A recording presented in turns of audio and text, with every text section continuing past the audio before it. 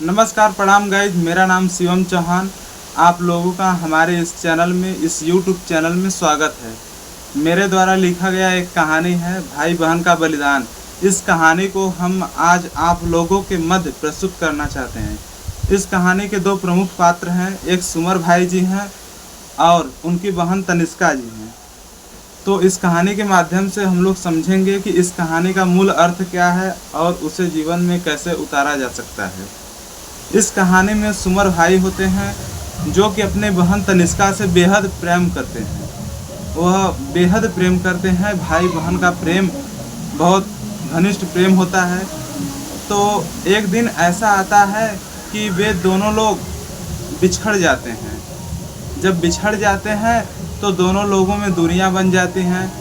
फिर करीबन 20 साल के बाद सुमर भाई जी हैं जो वे अपनी बहन को एक सेठ के घर में काम करते हुए देखते हैं। वे देखते हैं कि उनकी बहन जो है वह सेठ के लोगों का बहुत ही ताने बाने सुन रही हैं और उनका रूप रंग सब चीज़ों में परिवर्तन हो गया होता है बिछड़ने के कारण।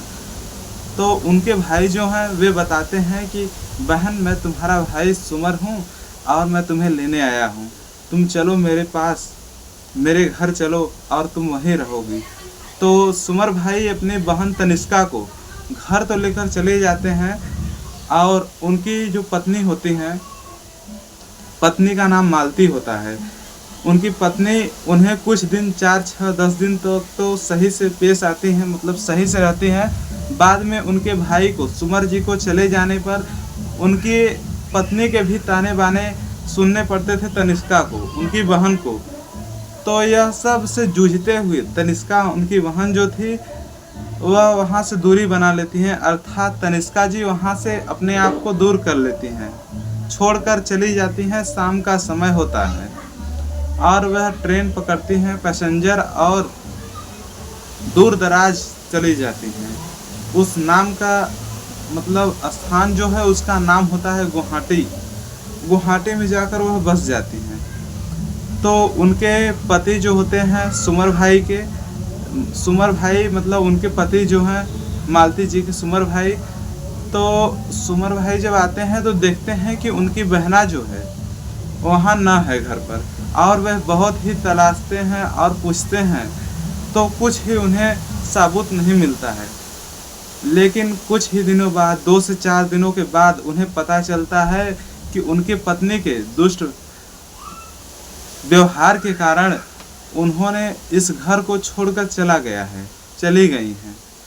तो सुमर भाई जो होते हैं वे बहन की अपने याद में, बहन की सोच में डूबे रहते हैं और वे अपना काम धंधा को छोड़ देते हैं। काम धंधा में उनका मन नहीं लगता है, बस अपनी बहन के बारे में सोचते हैं कि मेरी बहन कहाँ होगी, किस हालात में होगी। तो धीरे धीरे कर्ज की बोझ से डूबते जाते हैं। पैसा नहीं आता है तो जाहिर सी बात है वे कर्ज लेंगे। तो जब कर्ज नहीं दे पाएंगे तो कर्ज देने वाले जो हैं वे सुनाएंगे बात। तो इसी से जूझते हुए ऐसा होता है कि सुमर भाई का डेथ हो जाता है, मर जाते हैं सुमर भाई। तो अब कमाने वाला भी कोई ना रहा उनके पास, मालती जी के। तो मालती जो होती हैं वे बहुत काम करती हैं, लिहाड़ी करती हैं और अपने बच्चे को पालती हैं।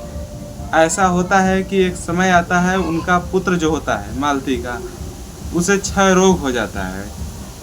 यह रोग उस समय बेहद चरम सीमा पर था। तो इस रोग से बचना बहुत ही नामुमकिन होता है और पैसा न रहने के कारण वे इलाज न करवा पाती हैं। सेटोरियम हॉस्पिटल में वे जाती हैं। मालती जी अपने पुत्र को लेकर सेटोरियम हॉस्पिटल के 4थे नंबर के बेड पर जाती हैं, रूम नंबर 2 में। जब जाती हैं तो वहाँ भर्ती रहती हैं। वह हॉस्पिटल ऐसा होता है कि वहाँ सरकारी इलाज भी होता है और प्राइवेट भी। पैसा न रहने के कारण उनका पुत्र वही 2 नंबर वाले कक्ष में पड़ा रहता है और उसका इलाज सही से न हो पाता है। तो उनकी बहन को पता चलता है कि मेरे भाई का पुत्र यहाँ है जिसका इलाज न हो पा रहा है। उस प्राइवेट अस्पताल की जो चीफ होती हैं, मुख्य होती हैं, वह मालती जी हो गई होती हैं उस समय। तो उन्हें पता चलता है तो वे लेती हैं अपने प्राइवेट वार्ड में लाती हैं और उनका इलाज करती हैं उनके बच्चे का, और वह बच्चा अच्छे से ठीक हो जाता है।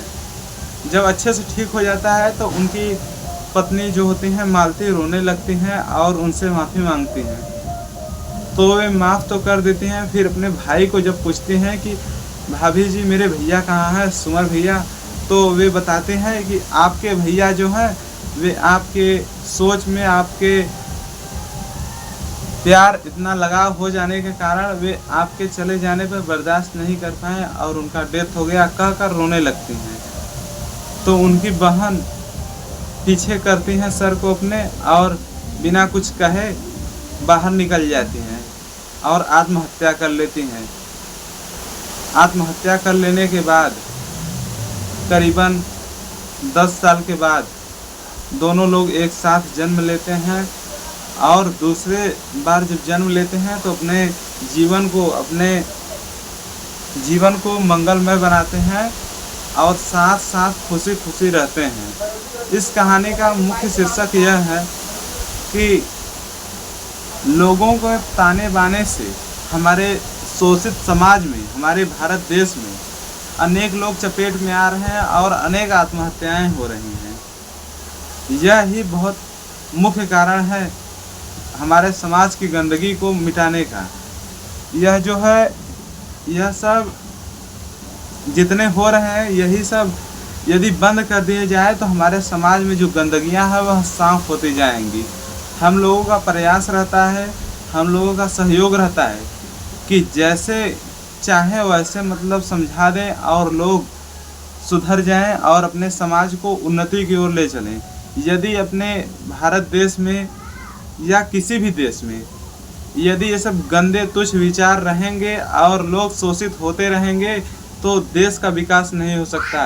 कोई भी देश हो वह एक लोगों को छोड़कर, एक अंश को छोड़कर विकास नहीं कर सकता। यदि स्वस्थ शरीर है दोस्तों, उसमें थोड़ा सा घाव लगा है, सब चीज़ आपका स्वस्थ है, हर एक चीज़ में, किसी में भी चीज़ में कमी नहीं है, फिर भी थोड़ा सा यदि चोट लगा है तो वह शरीर, वह भाग स्वस्थ नहीं माना जाएगा। यह सच्चाई है। तो नमस्कार, प्रणाम दोस्तों, धन्यवाद, जय हिंद, जय भारत। आप लोग इस चैनल को ग्रोथ पे लाइए और ऐसे ही सुनने के लिए, ऐसे ही कहानियाँ सुनने के लिए, ऐसे ही उच्च विचार जानने के लिए इस चैनल को सब्सक्राइब करिए और लाइक कर लीजिए। यहाँ पर बेहद शानदार तरीके से आप लोगों के जीवन से संबंधित बातों को प्रस्तुत किया जाएगा। धन्यवाद।